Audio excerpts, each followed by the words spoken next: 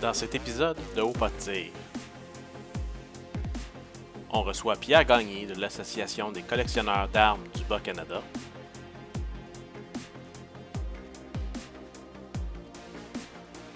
Nous discuterons de leur salon et des personnes qui adhèrent à leur association.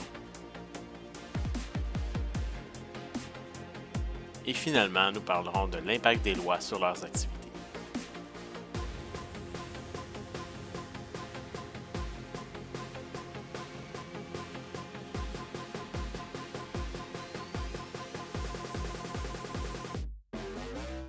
Bonjour tout le monde, bienvenue à cet épisode de Haut pas de tir. Aujourd'hui, on vous avait promis, en fait pas aujourd'hui qu'on vous avait promis ça fait plusieurs fois qu'on vous le dit qu'on allait avoir des invités. On en a eu un dernièrement, vous avez vu Guy Morin, mais aujourd'hui, on reçoit M. Pierre Gagné de l'Association des collectionneurs d'armes à feu du Bas-Canada. Est-ce que j'ai bien décrit l'acronyme, l'ACABC qu'on dit?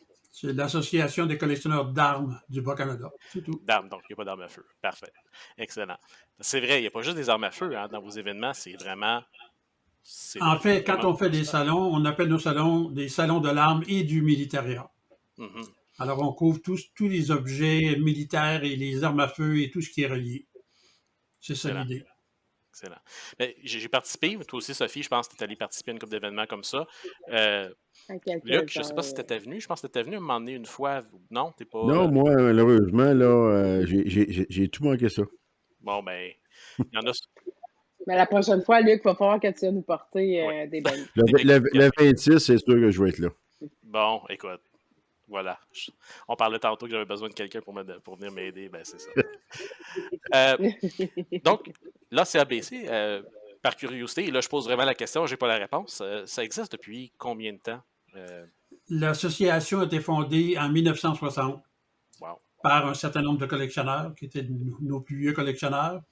Et puis, depuis ce temps-là, on existe en tant qu'association. On est un organisme sans but lucratif.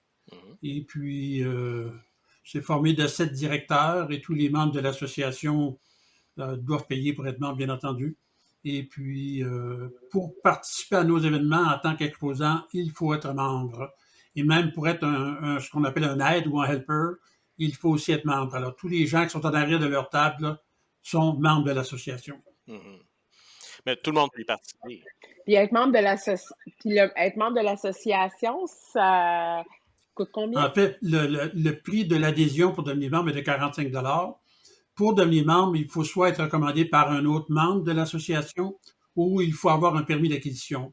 On considère que si la personne a un permis d'acquisition qui a déjà été vérifié par la GRC, bon, on ne voit pas pourquoi on pourrait refuser un membre comme ça dès qu'il a son permis.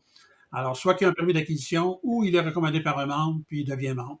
C'est 45 $ pour adhérer à l'association et les renouvellements sont de 40 $ par année, tout simplement. Ce que je disais juste avant, Sophie, c'était ça c'est pour les exposants qui veulent avoir une table, qui veulent participer à ces événements-là, qui veulent adhérer à votre association, mais lorsque vous faites un événement, c'est ouvert à tout le monde. Tout le monde peut venir participer, peut venir voir l'exposition telle qu'elle. C'est ouvert à tout le monde, c'est gratuit pour les enfants en bas de 12 ans et en bas. Mm-hmm. Et puis, pour ça, c'est ouvert à tout le monde. Il y a un frais d'admission, tout simplement. Mm-hmm. Bien entendu, pour les membres, c'est gratuit. Mais pour les visiteurs qui viennent seulement qu'une fois, ben c'est 10 $ actuellement. Mais je fais une petite parenthèse parce que vous en faites plusieurs des événements, hein? Vous n'en faites pas juste un. En fait, avant la pandémie, on était rendu à 9 événements par année. Pendant la pandémie, on a réduit notre nombre parce qu'on était empêché de faire des événements à l'intérieur de bâtiments.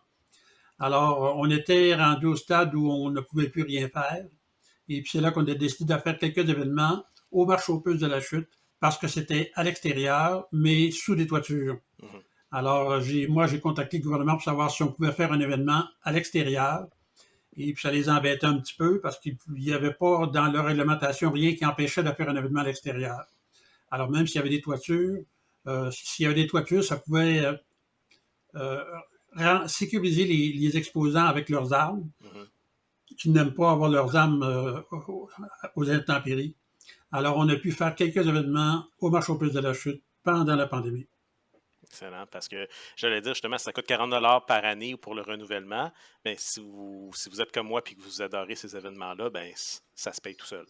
Hein, Ça se paye tout seul, oui. c'est ça. Là. Donc, ça vaut la peine d'adhérer, même si vous n'avez pas l'intention d'avoir une table.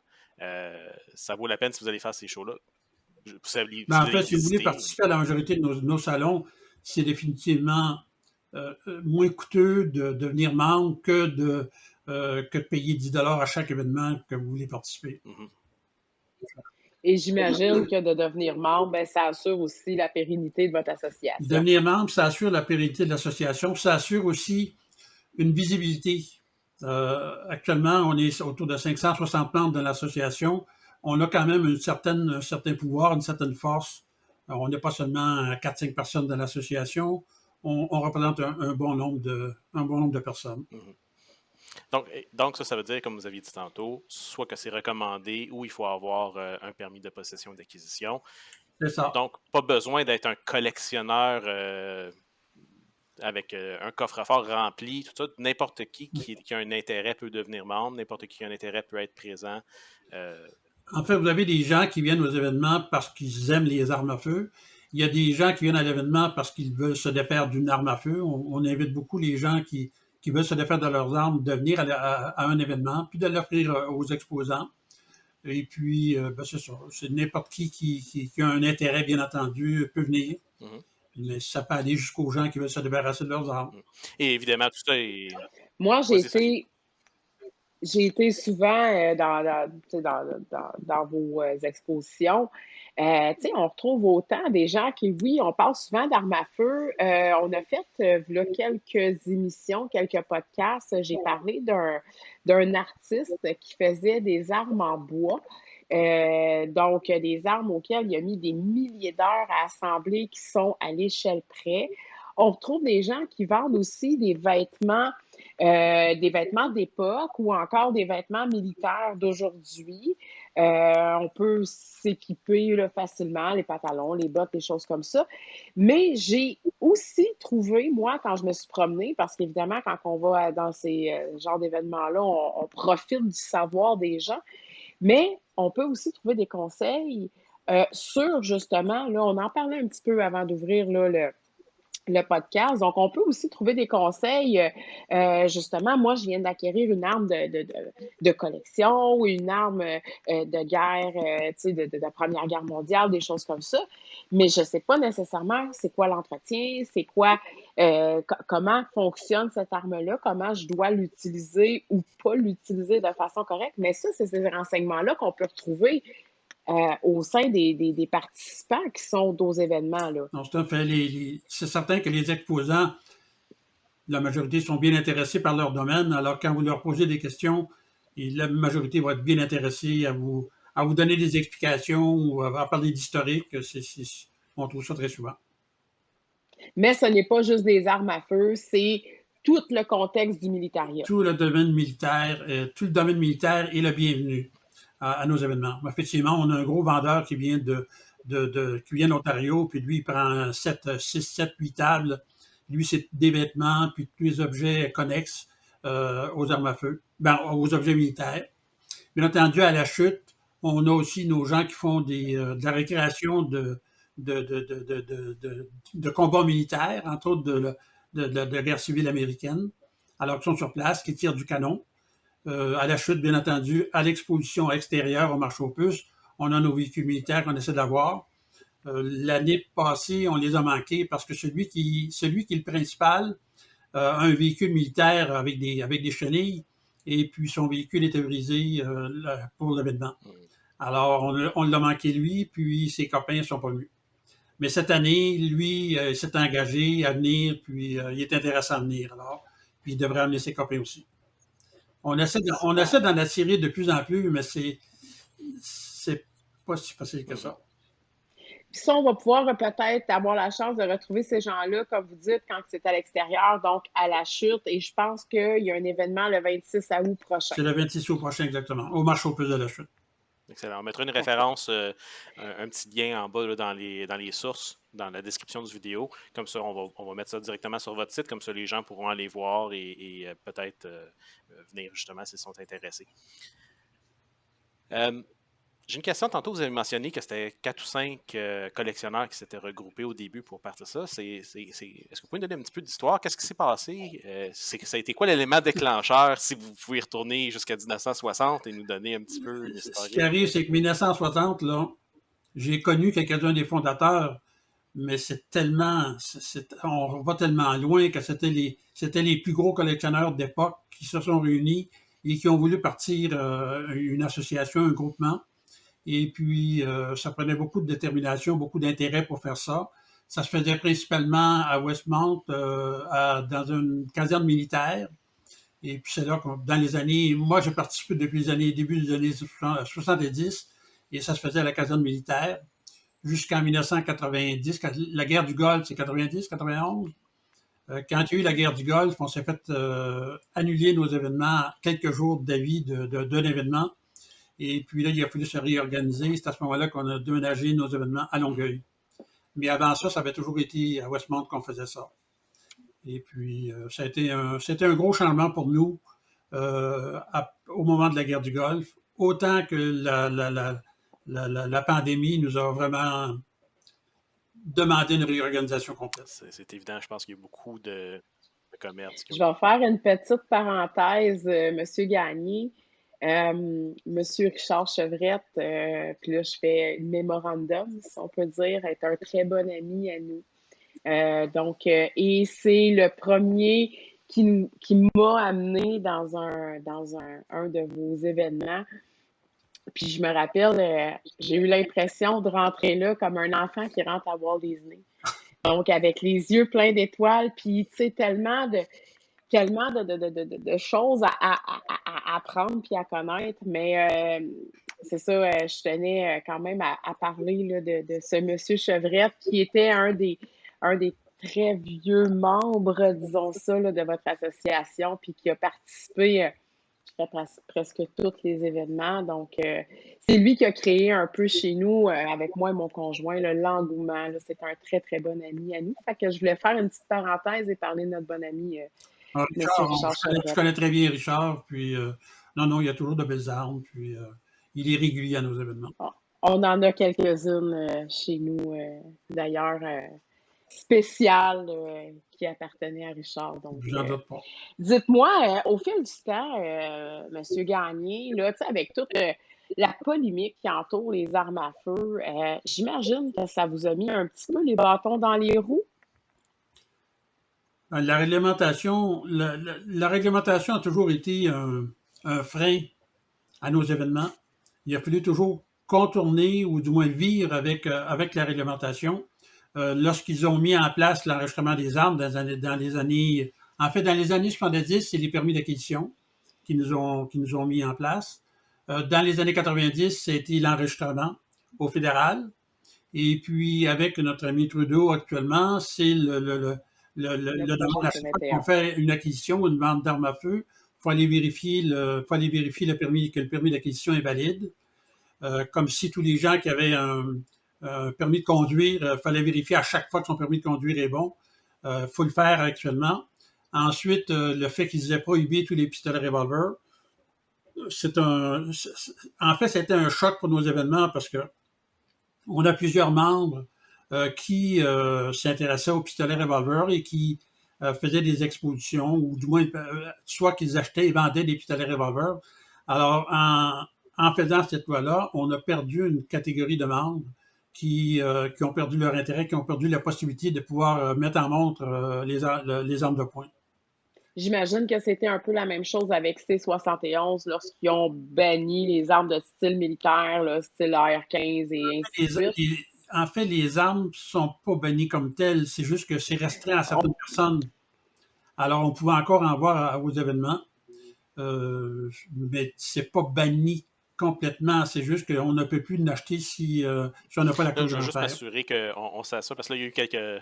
On a parlé de plusieurs choses. Il y a eu le ban de mai 2020, si on veut, l'interdiction de mai 2020, où est-ce qu'il y a eu des armes d'assaut, entre guillemets, gros guillemets, qui ont été bannis, donc les AR-15, M14, etc. Donc, elles, présentement, même les gens qui les possèdent peuvent les conserver dans leur coffre, mais on ne peut pas les sortir.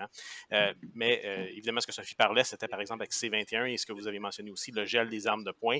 Donc ça, je pense qu'on a tous pas mal des armes de poing ici.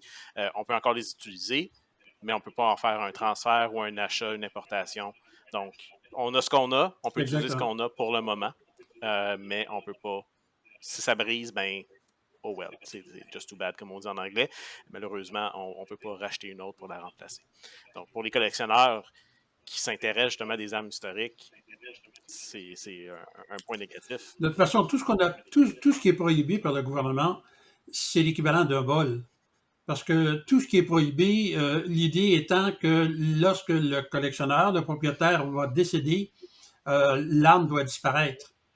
Alors, plutôt que d'acheter l'arme de la personne et de lui donner une compensation pour son arme, on prohibe les armes. Et puis, lorsque la personne décède, il ne peut pas laisser la personne. Donc, c'est le gouvernement qui en prend en possession ou il faut le donner au musée. Et puis, c'est rendu que certains musées, comme le musée de Granby actuellement, les gens leur offrent tellement d'armes qu'ils ne savent plus quoi faire avec. Ça n'a plus qu'à faire, ouais. Ça déborde. Il faut leur offrir des armes exceptionnelles, sinon ils ne sont plus intéressés à les avoir. Au fil du temps, c'est ça, les gens ont eu un engouement pour la collection, mais tu sais, est-ce qu'aujourd'hui, le fait que justement on ne peut plus transférer certaines choses, ça va éteindre la communauté des collectionneurs, selon vous? Ben, ça va éteindre une certaine communauté. D'avoir prohibé les pistolets revolver de la façon qu'ils l'ont fait, parce qu'à l'autant que je sache, si tu es propriétaire d'un pistolet revolver, tu peux l'utiliser pour aller faire du tir. Mais si tu es un jeune et que tu veux commencer à faire du tir, je ne sais pas si un jeune peut acheter une arme à feu pour faire du tir. Non. Aujourd'hui, à l'heure où on se parle, je vous confirme que non. On ne peut pas acquérir, céder, mis à part les organismes comme les clubs de tir qui peuvent, dû au maintien des lois 9 et des formations et tout ça, peuvent encore acquérir des armes de poing.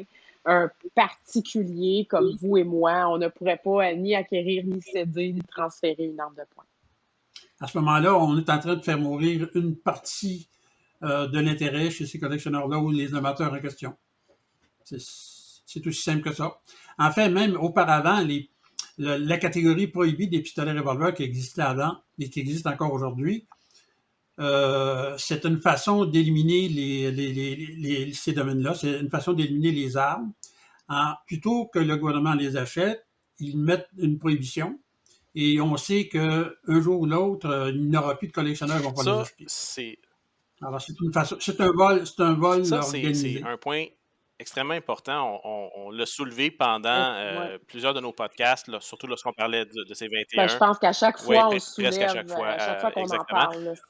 C'est quelque chose qui vient nous chercher. Là, mais plus loin que ça, c'est que vous avez mentionné quelque chose avec cette prohibition-là, que c'est une confiscation différée, si on veut, de ces armes-là, parce qu'on est obligé de les donner soit à un musée ou au gouvernement. Je veux dire, des armes de collection comme ça, comme vous dites, les musées vont en prendre une certaine quantité éventuellement, ils ne sauront plus quoi faire avec, mais on parle ici potentiellement d'armes qui ont une valeur non seulement historique, mais une valeur aussi monétaire. Donc, une personne un petit peu plus âgée qui a une collection d'envergure d'armes de poing ou d'armes prohibées, qui malheureusement, on va tous y passer, qui va décéder. Peut-être que cette personne avait comme but initialement ou à un certain point dans sa vie de faire un leg de ces armes à feu-là à sa progéniture, à sa famille, à ses amis ou à d'autres collectionneurs qui, eux, auraient pris soin de ces armes-là pour continuer l'histoire derrière et continuer la collection. Donc là, on parle non seulement de bannir des armes, mais on parle aussi de perdre cet héritage-là et de perdre aussi non seulement un héritage historique, mais un héritage patrimonial, mais aussi toute la succession. Exactement. Et j'ai posé la question, je pense qu'on l'a soulevé encore une fois à quelques reprises, ça doit être arrivé depuis le gel des armes de poing, depuis la prohibition de mai 2020 sur certaines armes que le gouvernement jugeait trop dangereuses. Donc, c'est sûrement arrivé.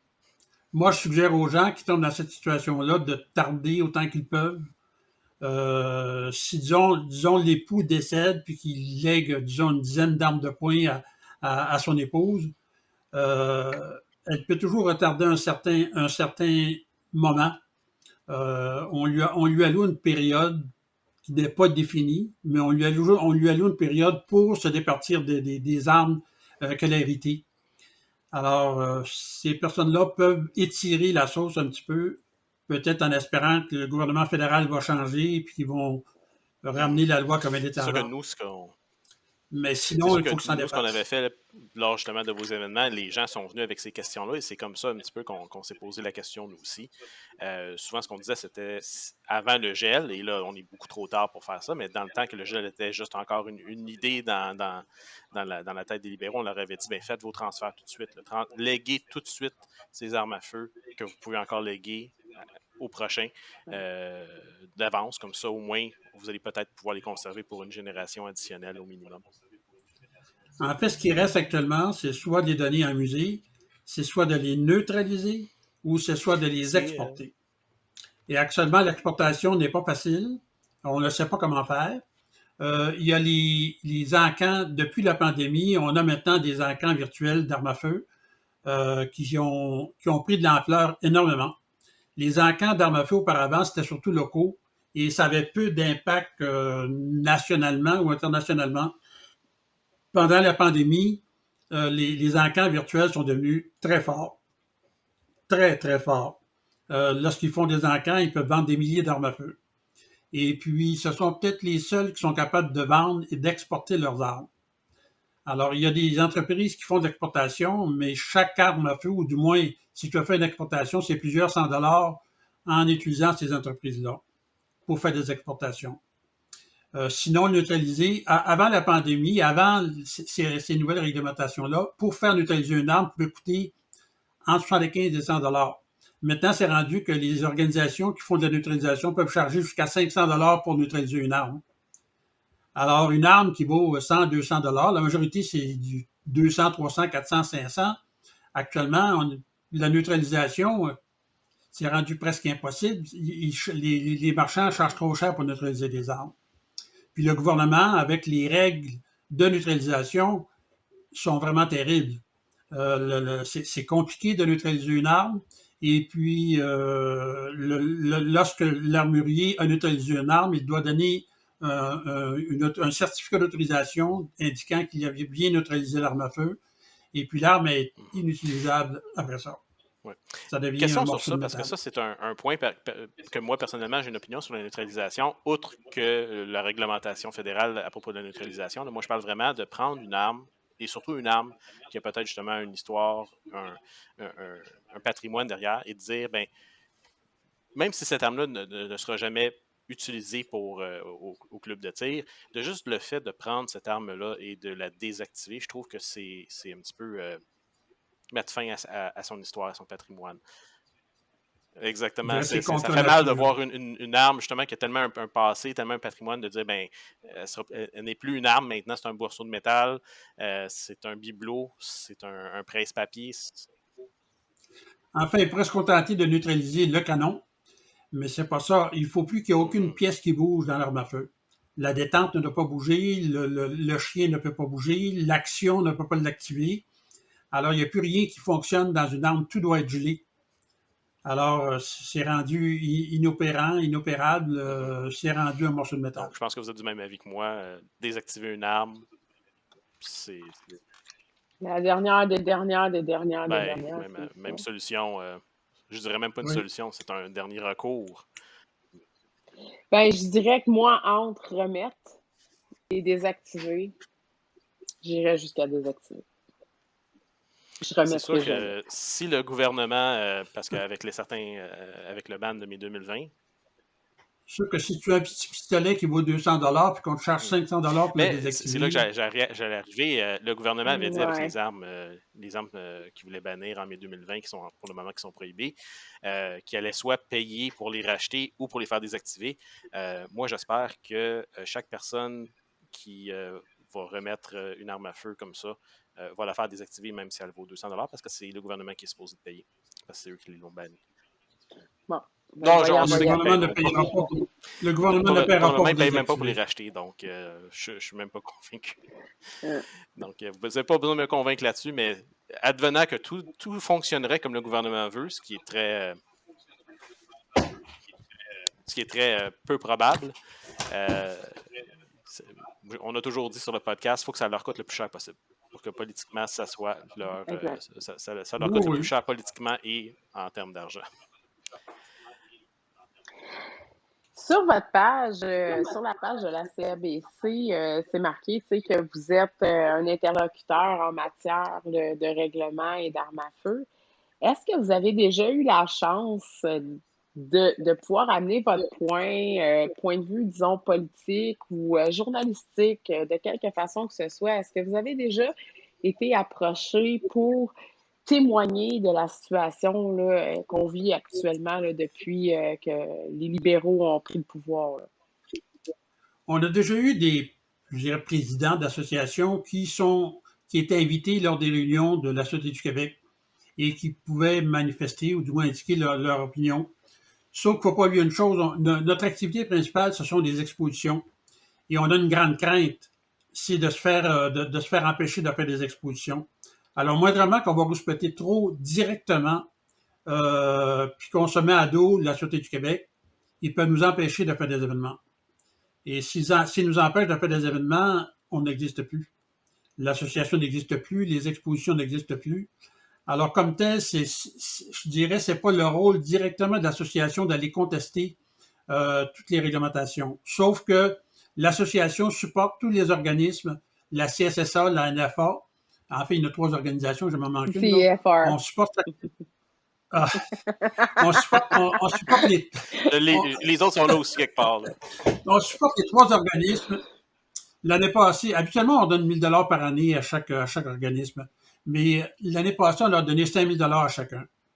Et puis, dans une période où nous aussi, nos revenus sont plus faibles que d'habitude, mais quand même, on veut aider les différents organismes qui combattent, si on veut, les opinions du gouvernement là, en matière d'armes à feu. Alors, c'est un peu de cette façon-là qu'on exprime nos Puis on idées. vous Oui, en remercie effectivement. en passant.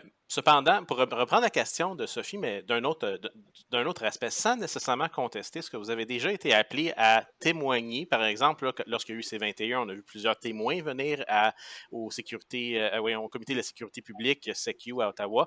Est-ce que vous avez déjà été appelé à témoigner, non pas pour contester une loi ou pour brasser la cage, comme on dit, mais plutôt pour juste parler de et là je parle évidemment outre que notre podcast présentement, là, mais de témoigner de vos activités, de vos membres, de la population qui participe à vos événements et de présenter ça sous... Moi, je te dirais qu'on n'a jamais été invité directement, sauf à la période où il y avait des réunions avec la Sûreté du Québec, il y a quelques années. Là, à ce moment-là, on participait aux réunions avec la Sûreté du Québec. Mais au gouvernement fédéral, non. On n'a jamais eu d'invitation à participer à leurs événements. Et puis, c'est plutôt ça. Par contre, à chaque événement, nous, on invite toujours la Sûreté du Québec à venir sur place pour répondre aux questions de nos membres. Il y a certains de nos membres qui sont en désaccord d'avoir la Sûreté du Québec sur place. La Sûreté du Québec est invitée sans frais, gratuitement, à chacun de nos événements. Et puis, on veut les avoir, pas parce qu'on les aime nécessairement, mais ce sont des gens qui peuvent donner l'information sur la réglementation et qui peuvent aider nos gens qui sont pris avec les réglementations. Alors, on veut les avoir sur place pour garder une bonne relation avec la Sûreté du Québec et qui ne nous mettent pas des bas des roues avec C'est nos un peu un événements. mal nécessaire, on va se le dire. C'est un mal nécessaire, mais Puis, c'est ça. On n'est pas d'accord avec puis leur on se cachera réglementation, on se mais cachera pas non plus que c'est pas on est la pris avec. Sûreté nécessairement qui crée la réglementation. Elle est mandatée pour la faire respecter Non. en tant que je pense qu'elle est déléguée là, pour être le bureau des contrôleurs pour les armes à feu. Donc, elle est déléguée pour faire respecter la loi, mais c'est pas elle qui décide de la loi. Elle peut peut-être, elle, fournir son opinion. Donc, individuellement aussi, je pense qu'il faut prendre en considération que c'est pas toutes les personnes. Ils peuvent l'interpréter. Oui, Il faut faire effectivement. attention parce qu'ils peuvent Mais ce que l'interpréter, je veux la dire aussi, loi. c'est le côté, c'est qu'individuellement, la personne qui est assise au kiosque porte peut-être l'uniforme de la SQ, mais peut-être que personnellement, elle pense comme vous aussi. Donc, il faut le prendre. Vous êtes peut-être pas au courant parce que vous êtes jeune, mais on a déjà eu une descente importante de Ah la oui? Sûreté du Québec lors d'un de nos événements. Et c'était assez impressionnant à voir de faire entrer presque le SWAT dans le... c'était pas le SWAT, là, mais c'était la Sûreté du Québec, qu'ils ont rentré, ils ont presque pris possession de l'événement, ils ont rentré avec un photographe qui a monté sur les meubles pour filmer tout ce qu'il y avait dans la salle. Ils ont arrêté 3, 4, 5 personnes sur place, dont certains... Les raisons étaient insignifiantes, mais ils les ont quand même arrêtés, puis les gens ont eu beaucoup de difficultés.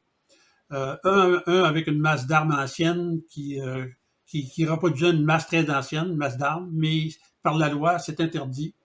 Il y en avait un autre qui était un armurier de Québec qui, lui, avait décidé d'amener ses armes personnelles. En tant qu'armurier, il aurait dû entrer ses armes personnelles dans son grand livre pour les amener à une exposition. Mais lui, ayant le permis pour transporter des armes de poing, il les a apportées à l'exposition sans les rentrer dans son grand livre. Alors, il a été poursuivi. Alors, quand on dit que la Sûreté du Québec, comment je dirais, ils ne font qu'appliquer les lois, mais ils peuvent les appliquer de façon très stricte, ou ils peuvent laisser passer des choses qui sont Oui. Il y a peut-être quelqu'un qui a pas passé tellement une graves, commande. si on veut. Alors, l'interprétation là, peut faire bien du Donc, tort. jouez pas avec ça. Prenez vos permis pour transport si jamais vous avez besoin, si vous allez à l'événement, pour être certain. Prenez pas de chance. Ah oui. On a parlé tantôt, 1960, vous avez parlé comment est-ce que les gens ont commencé tout ça. Aujourd'hui, la mission de votre organisation, est-ce qu'elle est toujours la même? Est-ce qu'elle a changé? Est-ce que vous pouvez la décrire? En fait, la mission de l'association est toujours la même chose.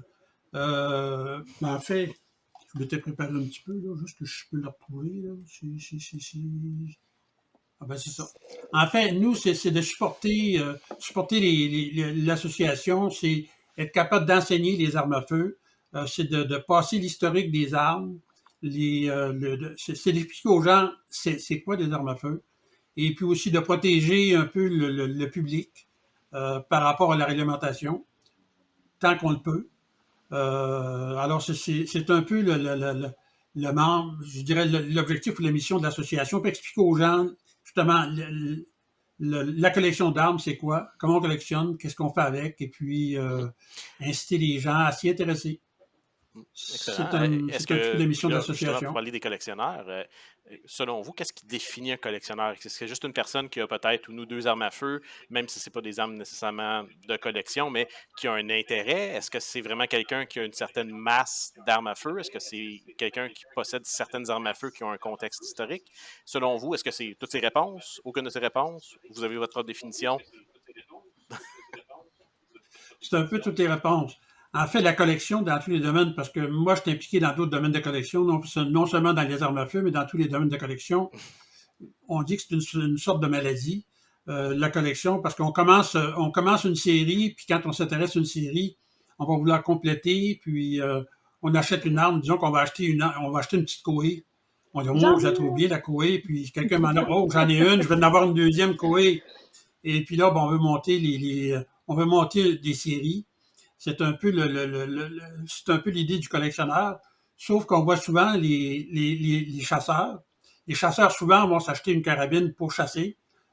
Souvent, ils vont avoir 3 carabines, une petite 22, une 30-30, et puis un fusil de chasse à canon lisse. Alors, puis là, ben, quelqu'un va leur offrir une autre carabine, ben, ils prennent une autre carabine, le père décède, il va prendre la carabine du père. Là, tu vas avoir beaucoup de chasseurs qui ont une dizaine d'armes à feu. Tu vas leur demander pourquoi ils ont une dizaine d'armes à feu, ils n'ont pas besoin de 10 armes à feu pour leur chasse. Ben, Ils sont toutes importantes. Puis, alors, la collection a commencé, puis il n'a pas réalisé que c'est un collectionneur. Mais il a vraiment déjà collectionné, puis ensuite, on va lui offrir d'autres armes, puis, mais si c'était vraiment un gros collectionneur, là, quand la maladie pogne, ben là, à un moment donné, là, ça s'arrête plus, là. Là, la série est commencée, puis Oui, ben, il faut qu'il la complète, la série. Et puis là, c'est là que ça devient difficile de compléter la série parce que certaines, on peut les avoir à petits frais, à petits coûts. Mais tout à coup, il nous en manque une dans le lot, là, puis c'est ça. Puis celle-là, là, on achète à coût de 100, 200 $, puis tout à coup, ça nous coûte 1500 $ pour en avoir une autre, là. Puis là, la maladie est là. Quand il va se rendre, il va aller chercher l'arme qui vaut beaucoup plus cher. Là, tu sais qu'il est accroché. Point de C'est un non-retour. collectionneur. Point de non-retour. Ouais, Puis là, malheureusement, il va commencer une autre Hein, série. Luc? Ouais, je suis tombé dans la marmite quand j'étais petit, ça a l'air. Tomber dans la marmite. On On comprend est plusieurs très à bien. tomber dans la marmite. Excellent. Ben, ça, je pense que c'est bon à savoir parce que justement, comme vous avez dit, les gens se ramassent avec une masse d'armes à la maison. Ils ne savent pas comment que ça s'est rendu là. Puis là, tout à coup, ils se rendent compte que, dans le fond, ils les gardent parce qu'il y a un attachement sentimental aussi. Là, c'était l'arme du père, c'était l'arme du beau-frère, c'était l'arme d'un tel. Ça part de là, l'historique. On parlait tantôt d'historique, contexte historique, puis une lignée, mais il n'y a pas juste le contexte historique aussi, il y a le contexte émotionnel, l'attachement que ces personnes-là ont, pas nécessairement avec l'arme, mais avec la personne qui détenait l'arme auparavant. On a tous des anecdotes de chasse jusqu'à un certain point que c'était avec un tel ou un tel, puis l'arme nous rappelle, si on veut, ces bons moments. Donc, je pense que... Auparavant, c'était un petit peu plus facile parce que les gens pouvaient les mettre sur leur mur pour le montrer leur intérêt. Mais maintenant, avec les cadenas de Pondet qui nous obligent à mettre, d'attacher les armes, de les cacher, de les mettre dans les garde-robes barrés, de moins en moins, les gens vont montrer leurs armes à feu. Tandis qu'auparavant, tous les amateurs d'armes voulaient montrer leurs armes à feu, puis ils les mettaient en évidence. C'était pas juste une arme, c'était une pièce de collection, c'était une fierté, c'était un accomplissement même pour certaines personnes. Donc, oui. On peut comprendre là, quand que... Puis ça, je pense que, tu sais, je vais dire les anti-armes, les gens qui ne comprennent pas cet engouement-là pour les armes à feu, puis ils le comprendra jamais. Mais tu sais, des fois, l'acquisition d'une certaine arme, quand ça fait longtemps qu'on la recherche, puis qu'on la prospecte, puis qu'on l'analyse, puis quand on met la main dessus, c'est comme trouver un trésor, là, inévitablement, là. Sophie, tu as soulevé un point. Ben oui, puis je vais vous poser la question, Pierre. Tu as parlé, Sophie, d'anti-armes, les anti-armes. Est-ce que vous avez eu, votre organisation, pas vous, ou vous personnellement, mais l'organisation, est-ce qu'elle a déjà eu, votre association, des situations, que ce soit avec un groupe anti-armes ou avec, par exemple, des propriétaires de locaux qui ne voulaient pas vous permettre d'avoir des événements dans leurs locaux à cause que c'était des événements avec des armes à feu. Est-ce que vous avez des histoires comme ça? Est-ce que, dans le fond, vous avez eu des portes qui se sont refermées à cause du type d'association que vous êtes? Ben, définitivement, il n'y a plus d'événements, il n'y a plus d'exposition d'armes sur l'île de Montréal parce qu'après après ce qui est arrivé à la Polytechnique, le maire Doré a interdit d'avoir des marchands d'armes et des événements d'armes à feu sur l'île de Montréal. Alors, il n'y a plus rien sur l'île de Montréal relié au domaine des armes à feu. Essentiellement, tout ce qui nous reste, c'est dans les parties industrielles des villes, tu vas pouvoir avoir un commerce d'armes à feu. Mais dans les parties industrielles, tu peux être intéressé d'avoir des armes, c'est trop dangereux. Tu veux être avec le monde pour avoir des armes, tu vas pas être dans le bois séparé pour avoir des armes à feu, pour te faire attaquer par n'importe qui. Alors, ensuite, lorsqu'on veut avoir des salles d'armes, lorsqu'on dit l'événement qu'on veut faire, soit qu'ils carrément nous disent que ils peuvent pas, ils veulent pas, ou ils mettent ça entre les mains de leur avocat, puis ils disent que non, on ne peut pas faire d'événements avec des armes à feu. Alors, définitivement, surtout en tant que organisateur d'exposition, c'est de cette façon-là qu'on est confronté le plus avec les gens anti-armes ou la réglementation anti-armes. Comme je dis, c'est de cette façon-là qu'on voit le plus l'impact c'est l'impact des réglementations et des opinions. Mais pourtant, mis à part la descente là, de la sûreté que vous nous parliez tout à l'heure, combien vous répertoriez depuis toutes les années que votre association fait des événements, des incidents impliquant les armes à feu dans vos événements? Il n'y a jamais eu d'incident important lors de nos expositions d'armes. C'est certain qu'on a du contrôle à l'entrée. On a des agents de sécurité qui sont toujours sur place et qui vérifient chaque personne, chaque visiteur qui rentre à l'exposition, qu'il soit membre ou un visiteur simplement. S'il entre avec un sac, on va fouiller son sac. Alors, on veut savoir ce qu'il a. S'il y a une arme à feu, on va s'assurer qu'elle est déchargée, qu'elle n'est pas chargée. Et puis, c'est un petit peu l'idée. Alors, comme tel, on n'a jamais eu d'événement malfaisant, un criminel qui serait rentré dans le but de commettre un crime. Ça ne nous est jamais arrivé. Par contre, on peut comprendre que quelqu'un qui voudrait commettre un crime chercherait peut-être plus une garderie qu'une place qui a plein d'armes. La logique veut que une personne qui voudrait nous faire du tort ne viendrait pas à une exposition d'armes. Il y a d'autres types d'expositions qui sont probablement plus appropriées pour aller faire des tueries, si on veut. Alors, une école, il n'y a pas personne qui peut se défendre. Alors, tu rentres avec une arme, t'as beau jeu. Tandis qu'une exposition d'armes, ne serait-ce qu'une personne avec un couteau à proximité, ensuite, il y a des gens là-dedans qui ont quand même du caractère. Puis il y a la SQ aussi qui est sur les lieux. Là. Elle devrait faire quelque chose. Ouais, mais je compterais pas tellement sur Ça va les leur gens. prendre 5 à 10 minutes à arriver sur place. Ben, si on parle du SWAT, on parle vraiment des gens de la SQ qui sont sur place, je pense qu'ils vont se cacher les en secondes bureau. comptent, la police était à des minutes de venir vous aider. Non, c'est ça. Mais je pense qu'à 5-10 Mais là, minutes, c'était en prenant en compte qu'il était déjà là, sur place, ça va leur prendre 5-10 minutes. Il était déjà sur place. Oui, mais j'ai pas vérifié, mais je pense pas qu'il y a un policier d'armée Puis nous autres, on prête qui pas viennent nos de la armes. Sûreté du On n'a Québec. pas le droit. On n'a pas le droit. Ils ont-tu un permis? C'est la On sait loi. pas. C'est ça. On sait pas.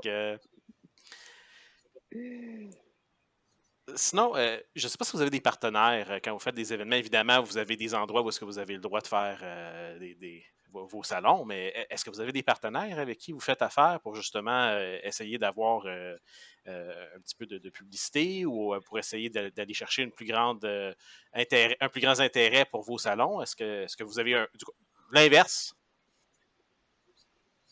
Je comprends bien la question, mais comme tel, on n'a pas de partenaire. Puis la raison principale, c'est que pour être membre d'association, ce sont des individus qui sont membres. On ne permet pas à un organisme d'être membre de l'association. Alors, à titre d'exemple, la SOCAC à Québec, qui était membre, certains de leurs membres étaient membres chez nous, mais pas en tant que SOCAC. Ils étaient membres chez nous en tant qu'individus qui, eux, pouvaient représenter leur association. Mais comme tel, même certains commerçants qui sont chez nous, qui viennent vendre leurs armes à feu ou offrir leurs armes ou offrir leurs services, ne viennent pas strictement en tant que commerçant d'armes à feu, mais ils viennent en tant qu'individu qui va représenter son organisme. Mais comme tel, il faut être membre de l'association et un organisme ne peut pas être membre de notre association. Ensuite, on n'est pas vraiment supporté par personne. À titre d'exemple, je connais des gens qui sont dans le domaine des arts. Ils vont demander l'aide financièrement du gouvernement. Ils vont aller voir leurs députés. Ils vont toujours leur donner un petit 100 $ ou un petit 500 $ ou un 1000 $. Dans le domaine des armes à feu, tu n'auras pas un petit 100 ou un petit 500, un petit 1000. Il n'y a pas personne qui va te donner d'argent. Alors, on n'a pas personne qui nous supporte comme tel. C'est la raison pour laquelle l'association a toujours été, je dirais qu'on est très centré sur la finance parce qu'on veut être capable de se supporter, on compte pas sur personne d'autre. Et puis, l'association a accumulé de l'argent avec les années, mais on veut s'en servir au cas où. Et puis, c'est un petit peu l'idée de l'association, mais on compte pas sur les autres. On est un organisme indépendant, puis même si on est un organisme sans but lucratif, c'est pas les autres qui fait qu'on vit, c'est... Au niveau des exposants puis de l'achalandage, j'imagine que vous avez constaté quand même au cours, puis nonobstant là, la pandémie, on est quand même en retour, puis je sais que les taux puis la conjoncture économique n'est pas facile, mais au fil du temps, j'imagine que vous avez constaté qu'il y avait une diminution aussi au niveau là, des exposants, ou au contraire, vous voyez qu'il y a la nouvelle génération commence à être un petit peu plus emballée par ce genre d'événement-là? curieusement, notre membership pendant la pandémie a augmenté pour une raison très simple, c'est qu'on a fait des renouvellements sans frais. Alors, pendant toute la durée de la pandémie, du fait qu'on avait de la difficulté, on n'avait pas le même nombre d'expositions, on a absolument offert la gratuité à tous nos membres. Alors, ce qui fait qu'à chaque année, on a peut-être 100 membres qui quittent l'association, puis 100 nouveaux membres qui se rajoutent. Alors, pendant la pandémie, on a seulement eu des gens qui se sont rajoutés. Il n'y a pas eu personne qui est parti. Alors, notre membership est passé peut-être de 550, 560 à monter en haut de 700 ou tout près de 700. Alors, maintenant que la pandémie est terminée, on est revenu à notre chiffre d'à peu près 500, 560. Alors, ensuite, la réglementation n'a pas eu d'impact sur notre nombre de membres, n'a pas vraiment d'impact sur le nombre de visiteurs. On est certain qu'il y a des gens qui ne viennent pas parce qu'on n'a plus d'armes de poing, mais ça a été peut-être compensé par d'autres. Essentiellement, notre nombre de visiteurs, je te dirais, ça se tient actuellement, les visiteurs qui viennent aux événements, ça se tient entre 500 et 700. On a déjà eu des pics de 1000 visiteurs, mais c'était surtout à des coups de marketing imprévus. Entre autres de certains journaux qui ont parlé de nous de façon significative, puis ça a fait que l'événement a été bien plus fort qu'attendu. Normalement, nos événements se tiennent entre 500 et 700 visiteurs. Avant la pandémie et après la pandémie, on se tient là-dedans. Alors, certains événements, on dit, oh, c'est la période de l'année, là, on n'a pas eu autant de visiteurs que d'habitude. Tout à quoi, regarde, le nombre de visiteurs était bon. Mais on se ramasse pas avec 1000 visiteurs d'un coup, de façon, sans qu'il y ait eu un événement spécial. Alors, on se tient toujours à peu près dans les mêmes chiffres. Selon qu'on est dans les périodes de chasse, qu'on n'est pas dans les périodes de chasse, selon qu'il y a une tempête de neige, selon que, je pense qu'un très beau temps dérange autant qu'une tempête de neige. Quand il y a un très beau temps à l'époque au printemps, les gens s'en vont à leur activité et tout à coup, on perd des visiteurs. La fermeture d'un pont-tunnel, ça dérange. Ça dérange, mais les gens, il ne faut pas oublier une chose. Les mordus, tu les vois tout le temps. Les mordus sont capables de contourner les obstacles, puis ils viennent. Ceux qu'on perd, ce sont les gens qui veulent passer un bon temps, qui ont un intérêt pour les armes à feu, qui veulent expliquer à leurs enfants c'est quoi une arme. Ces gens-là, quand tout à coup il y a un obstacle, ils ne viennent pas. Par contre, le mordu, lui, le collectionneur là, qui cherche la pièce qui lui manque, là, lui, on va le voir. Alors, même quand l'événement n'est pas aussi important en termes de nombre de visiteurs, on va voir très souvent nos exposants très satisfaits. On va dire, pourquoi qu'ils sont satisfaits? On a seulement eu 400 visiteurs, puis ils partent satisfaits. Puis à un moment donné, on va en avoir 700-800. On a déjà vu parfois avoir tellement de monde que non, c'était trop ça dur peut être un bon gérer, show. c'est ça. Il y avait trop de monde, ça se bousculait dans la table.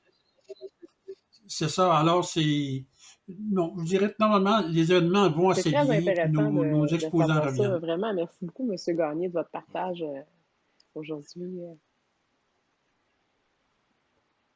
On fait un suivi régulièrement de ce qui se passe. On se pose toujours des questions, pourquoi ça a mal marché, ou pourquoi ça a bien été. Mais, règle générale, ça va parfois pas trop fort, puis d'autres fois plus fort. Mais c'est rare que c'est exceptionnellement fort ou exceptionnellement mauvais. C'est excellent. On est toujours pas mal dans la moyenne. Comme là, quand on fait notre événement à la chute dans le marché aux puces, c'est un petit peu spécial parce que les gens sont dehors. L'exposant, ce qu'il aime, c'est qu'il stationne son véhicule juste à côté de ses tables. Alors, il prend ses articles, puis il les sort de l'auto, puis il les met sur ses tables. Et puis, quand il a fini l'exposition, il prend ses objets, puis il les met dans son auto. Il n'est pas pris pour attendre en file. Il n'est pas pris pour sortir ses objets, puis toujours avoir suivi une filée qui veulent sortir leur objet tout en même temps par la même porte. Alors, le marché aux puces attire une certaine clientèle d'exposants qui ne viendraient pas à l'intérieur. Par contre, il y a des gens qui viennent à l'intérieur, qui ne veulent pas aller à l'extérieur. Ils ont trop peur de l'extérieur. Mais on a beau leur dire qu'il y a des toitures, puis les toitures ont 20 pieds de large par 3, 4, 500 pieds de long. C'est protégé assez bien. C'est certain que s'il y avait une tornade, puis une grosse tempête avec un gros vent, il n'y a pas personne qui serait content. Mais si on a une journée avec un peu de pluie, ça ne dérangera pas du tout. Une pluie droite là, ou une pluie avec un petit vent, là, ça ne dérangera pas du tout. J'ai déjà été en dessus des toitures quand il y avait de la grosse pluie. Et puis, tant qu'il n'y a pas de gros vent, aucun problème. Fait que, on a des gens Donc, qui si sont je ne me des trompe mordus, pas, le que 26, comme ça vous se avez fait dit un marcher petit au peu plus plus, tôt, je vais venir. lorsqu'on a commencé, c'est à l'extérieur, c'est en dessous des toitures. Beau temps, mauvais temps, tant qu'il n'y a pas une tornade, tant qu'il n'y a pas de la pluie qui tombe horizontalement, ça va avoir lieu. C'est ça. Exactement. Non, puis normalement, le marché aux puces actuellement donne un assez bon résultat. Je te dirais même très bon résultat. En plus, on a nos véhicules militaires, puis on a toujours nos tirs de canon. Et puis, il y a toujours des petites choses qu'on voudrait de plus. J'ai eu une fois un choix de cornemuse. J'aime bien ça, voir les joueurs de cornemuse, mais elles sont un petit peu difficiles à avoir. Ça prend du souffle. Mais pas grave. Ça prend du souffle. Et moi, j'ai trouvé. Pardon? Ouais, ben c'est ça. Moi, je trouvais qu'il ne jouait pas assez de la cornemuse, personnellement, parce que je l'avais vu 2, 3 fois dans la journée, puis je me suis dit, coudonc. Puis là, je m'en allais dans le coin des tireurs de canon, puis là, je les voyais, mon joueur de cornemuse qui jouait avec eux autres.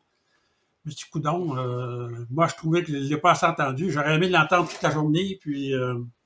Mais le joueur de cornemuse a le petit défaut, quand tu passes à côté des exposants, les gens ne s'entendent plus, ils sont plus capables de faire leur marché ensemble parce que ça amène beaucoup de bruit. Alors, juste avant, c'est ça. et là, je ne sais pas si Sophie-Luc, si vous avez encore des questions. Moi, j'ai fait un tour de mes petites questions que j'avais posées à M. Gagné. Oui, il me reste juste une question avant qu'on fasse notre petit wrap-up. Puis, c'est, est-ce que vous avez un message pour la communauté, que ce soit pour vos détracteurs, pour vos partenaires, pour vos, pas partenaires, mais pour vos membres, pour les gens qui sont peut-être intéressés à soit participer ou soit s'inscrire? Le plancher est ouvert. Si vous avez un message à passer, que ce soit, peu importe le message,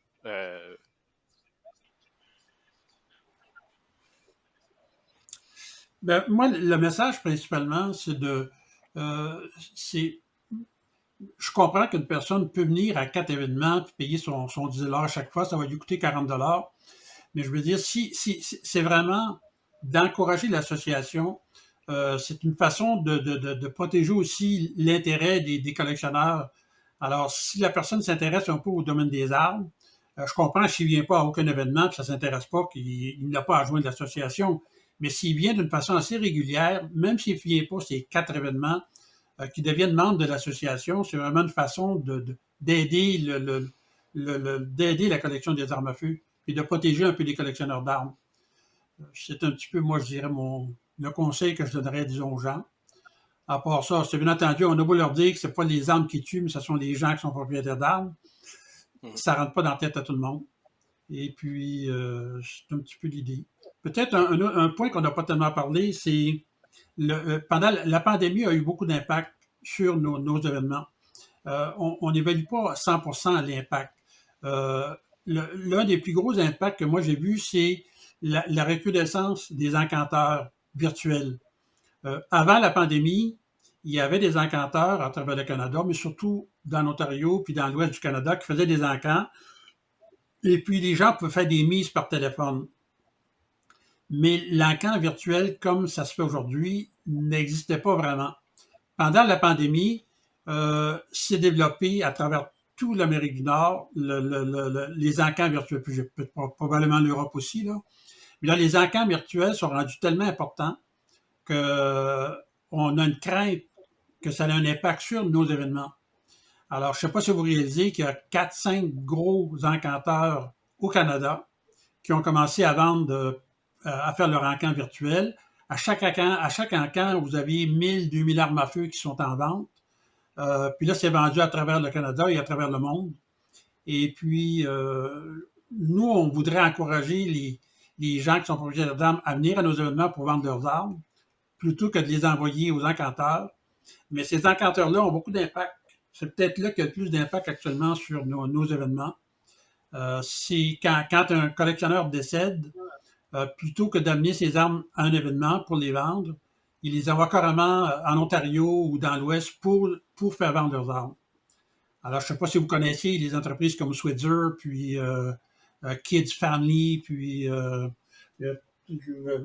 Landsborough, qui sont entre autres 3 des gros marchands d'Ontario, là. ils marchent en grande. Les marches en grande, c'est l'équivalent d'un événement presque qu'ils vendent à chaque encan, puis ils en font 3, 4, 5 encans par année. Alors, il y a des gens qui sont le représentant au Québec, qui prennent les armes au Québec, puis qui les envoient en Ontario. Puis il n'y a pas d'encan du genre au Québec. Les réglementations au Québec sont tellement restrictives qu'il n'y a pas un encanteur qui veut commencer à vendre des armes au Québec.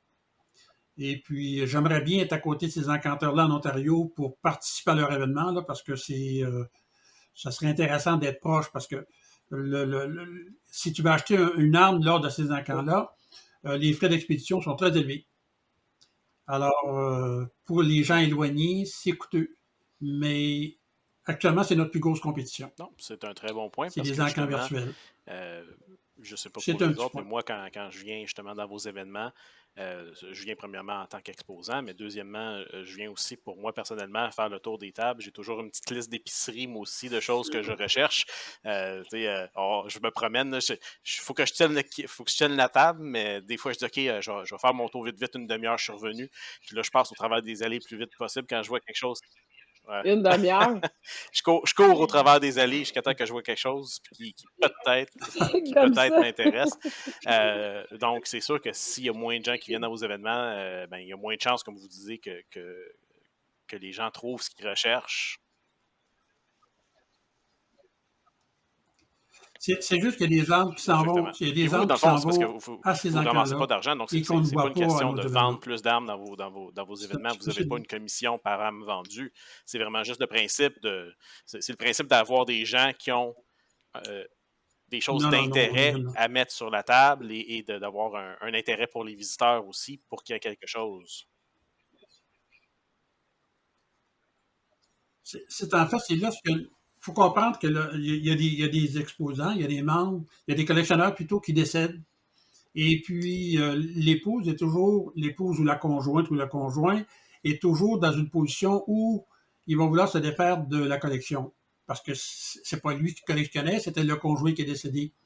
Et puis, avant l'événement de ces encans-là virtuels, ça se ramassait aux événements, aux expositions. Tandis que maintenant, surtout chez les gros collectionneurs, ça part directement, ça vient pas à nos expositions, ça s'en va directement chez ces encanteurs-là. Et puis, personnellement, il faut comprendre une chose. Lorsque tu vas dans un encan, en tant que vendeur, on va charger comme 25% de frais pour vendre tes armes à feu. Et en tant qu'acheteur, on va te charger 10 à 15% pour te vendre l'arme en tant qu'encanteur et on va te charger les taxes en plus. Alors, entre ce que l'acheteur paye et ce que le vendeur met dans sa poche, c'est du simple au double. Justin Trudeau. Alors, à tout exemple, ça sent la magouille. C'est ça. C'est 100%. Non, Justin, lui, il te la prend. Justin, il apprend ton arme puis il t'en redonne pas. Dans ses poches, quand il fait ça.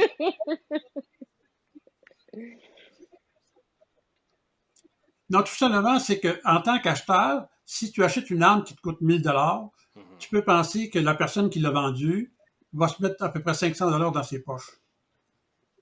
Alors, tandis que s'il était venu à une exposition, peut-être que s'il avait fait une petite vente à bas prix, il y aurait eu 500, 600, 700 $ peut-être. Mais actuellement, ces gens-là ne voient que l'encanteur pour vendre rapidement tout ce qu'ils possèdent. Cette responsabilité-là qui probablement est beaucoup plus lourde pour la personne, en fait, le liquidateur testamentaire ou la conjointe ou le conjoint là, qui demeure, là, que d'être pris avec tout ça. Puis, tu sais, on fait tellement une désinformation médiatique qu'à un moment donné, tu sais, moi, disons que j'étais pas dans la connaissance des lois et règlements en tant qu'arme à feu, puis que je me ramasse avec un leg de 20 armes à feu, j'ai tellement peur de me faire traiter en criminel que la première personne qui va me les acheter en lot puis qui va me départir de ce poids-là sur mes épaules, je vais être tentée, justement, peut-être même à la perte, parce que je connais pas ça en plus, de vendre. Puis, tu sais, ces armes-là, c'est ça. Puis ces armes-là vont beaucoup les donnent à la police. Selon moi, perdre de leur, je vais dire, valeur patrimoniale, valeur sentimentale, donc d'être vendu à monsieur, madame, tout le monde qui l'achète, tu sais, alors que quand tu vas acheter ça dans un événement comme vous, et qu'on a un contact direct avec la personne qui le vend, c'est comme si c'était un leg, dans le fond, là. Tu sais, il vous donne ses C'est ça, années de vous bonheur, léguez la là, ou ça passion à une l'envie. autre personne qui a une passion. C'est pas la même chose que juste la de donner. C'est pas la même chose que d'acheter un Puis, bien en je ligne, ne là, sais pas ce que tu vous en sais. pensez. Moi, j'ai toujours, c'est peut-être un argument de vente que je sortais pour ma conjointe pour Oui. essayer d'acheter plus d'armes, mais j'ai toujours dit une arme à feu, c'est à l'épreuve de l'inflation. Parce qu'une arme à feu, tant qu'elle est bien maintenue, évidemment, puis qu'elle ne tombe pas en morceaux, si elle valait 1000 $ quand je l'ai achetée, puis qu'avec l'inflation, maintenant, elle se vend 1300 $ et qu'elle a été bien maintenue, ben, j'aurais peut-être pas 1300, mais je vais peut-être avoir 1200, 1150. Donc, j'ai. Mhm. Moi, je te dirais que les armes à feu ont toujours bien conservé leur valeur. Ils ont toujours bien suivi l'inflation. Euh, Moi, j'en ramasse depuis les années 60 et puis Mhm. essentiellement, les seules pertes qu'on a occasionnellement, c'est parce que c'est un mauvais achat. Vois-tu, comme dernièrement, il y en a un qui m'a offert une carabine, puis j'étais tout heureux de m'entendre avec lui par téléphone, puis oui, je te donne tant d'argent, puis apporte-le, puis je vais te payer. Alors, il me l'apporte, puis Mhm. je paye son arme, Oh. puis je l'amène dans la maison, je l'examine, je m'aperçois qu'elle a été neutralisée. Il ne l'a pas dit qu'elle était neutralisée, son arme à feu. Ça, c'est une erreur. C'est une erreur au niveau de l'achat, ça. Maintenant, quand on veut la revendre, on est pogné avec surtout quand on veut vendre puis qu'on veut bien expliquer aux gens. Je ne vendrai pas une arme neutralisée sans le dire. Mais la personne qui me l'a vendu ne me l'a pas dit. Et puis, moi, j'ai pas été assez éveillé pour la regarder comme il faut avant de l'acheter. Et puis, mais il y a d'autres genres d'erreurs qu'on peut faire. C'est acheter une arme qu'on pense très rare, en fait, qu'il ne l'est pas. Elle Et n'aura puis, jamais. tu vas payer 500 $ pour quand elle vaut 100 $. Alors, même si tu attends 10 ans pour, Mhm. elle va peut-être rendue à 200, 250 $, mais elle ne sera pas encore au prix que tu l'as payé. Alors, si tu n'as pas fait d'erreur, si tu as Mhm. acheté une arme à un prix correct, tout probable qu'elle va prendre de la valeur, puis une bonne valeur avec le temps. Surtout au niveau de l'inflation. Les armes à feu ont toujours suivi l'inflation. Par rapport à d'autres domaines, il y a beaucoup d'autres domaines que l'intérêt a monté tout d'un coup. On appelle ça des feux de paille. L'intérêt a monté, puis tombe tout à coup. Il y a beaucoup de domaines qu'on pourrait mentionner. Le domaine des Mhm. éditions limitées, dans beaucoup de domaines, ça a monté, puis ça a monté vite, puis ça a redescendu vite. Alors, les gens qui l'ont acheté, entre autres des éditions limitées, se sont fait prendre. Et puis, il y a Donc, des autrement commerçants qui l'ont dit, acheté beaucoup, puis ils ne rentreront jamais dans leur argent.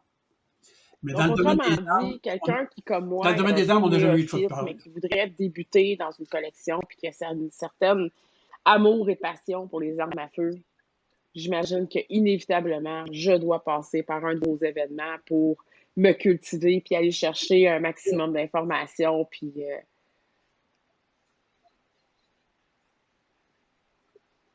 C'est certain que ça va t'aider, mais Mhm. même dans nos ouais. événements, il faut toujours, on dit buyers be aware. Euh, Développer la connaissance dans tous les domaines, y compris dans les armes à feu, c'est ce qui va faire que vous allez éviter les erreurs. Euh, on ne Les peut plus pas toujours coûteuses. éviter les erreurs, mais au moins on peut éviter les erreurs les plus importantes. Vois-tu, moi je collectionne du fusil de chasse à deux canons, l'arme de qualité. Et en Angleterre, les grands fabricants d'armes à feu mettaient leur nom sur l'arme à feu. On va prendre une compagnie comme Wesley Richard. Ils l'appelaient c'était sur les armes à feu, ils écrivent au nom leur nom Wesley, W-E-S-T-L-E-Y, Richard, R-I-C-H-A-R-D. Les fabricants de Belgique, dans les années, surtout début 1900, eux, ce qu'ils faisaient, c'est qu'ils faisaient des armes en mettant le nom W. Richard. Alors, en voulant donner l'impression aux néophytes que W. Richard, c'était Wesley Richard.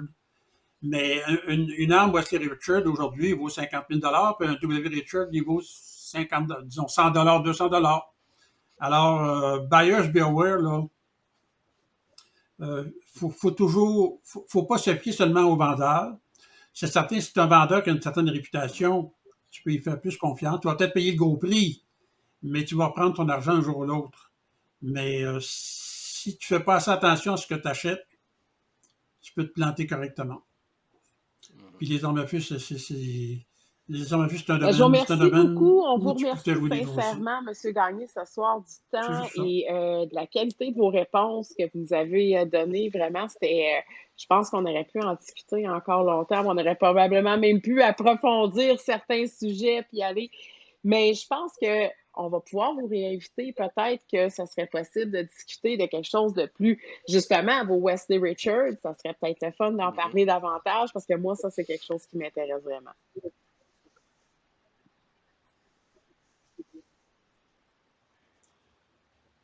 Ça me fait plaisir. De toute façon, on peut parler des armes d'importation parce que les fabricants d'armes en Europe fabriquaient des armes pour leur pays. Entre autres, les fabricants d'Angleterre fabriquaient des armes pour les pays, pour leur pays, et c'était des armes de grande qualité, mais ils fabriquaient aussi des armes pour les colonies.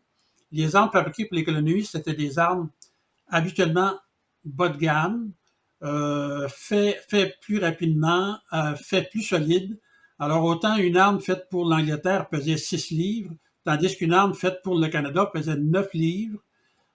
Pour nous, on va dire qu'il n'y a pas grande différence là, mais pour le chasseur qui a une arme très légère, très facile à transporter, versus le Canadien qui, lui, avait son arme pesante pour aller chasser.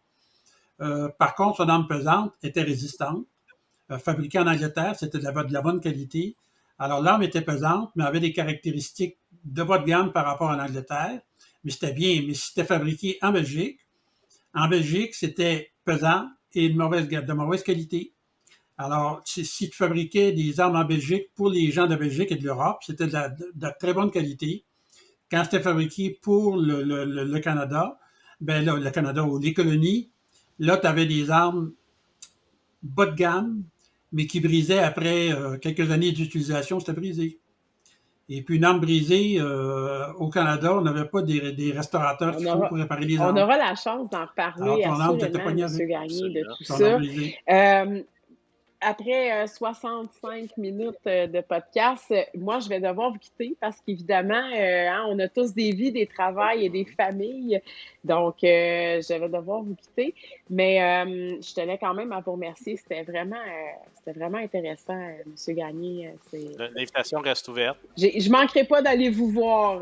Oui, exact. Puis je ne manquerai pas d'aller vous voir dans les prochains événements. Ça, c'est ça. L'invitation reste ouverte. On fera d'autres collaborations, c'est certain. Et puis, on va continuer à voir vos événements, vos salons, à parler quand on va être présent, à parler quand il y a des événements qui vont se produire. Donc, on veut vous supporter dans ça. C'est pour une des raisons pourquoi on a parti ce podcast. C'est pour en parler des événements comme le vôtre, que ce soit des salons, que ce soit des compétitions, que ce soit des événements de chasse, peu importe.